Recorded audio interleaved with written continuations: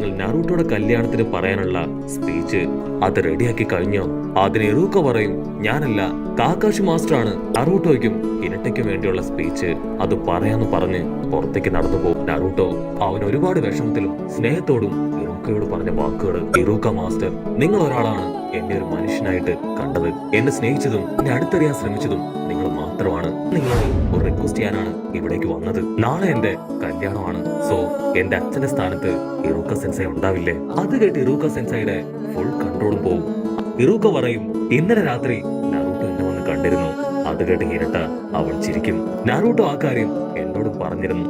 അവന്റെ അച്ഛന്റെ സ്ഥാനത്ത് മാസ്റ്റർ ഉണ്ടാവണം. നിങ്ങളുടെ രണ്ടുപേരുടെ ഇടയിൽ ഇത്രയും വലിയൊരു ബോണ്ട് ഉണ്ടായിരുന്നുവെന്ന് എനിക്കറിയില്ലായിരുന്നു. നറൂട്ടോയും ഹിനട്ടയും അവർ രണ്ടുപേരും കൈപിടിച്ച് അങ്ങനെ മുൻപോട്ട് പോകുന്നതോടു കൂടെ നമ്മൾ ഇത്രയും കാലവും കണ്ട നറൂട്ടോ ഷിപ്പുദീൻ സ്റ്റോറി ഇവിടെ അവസാനിക്കുകയാണ്.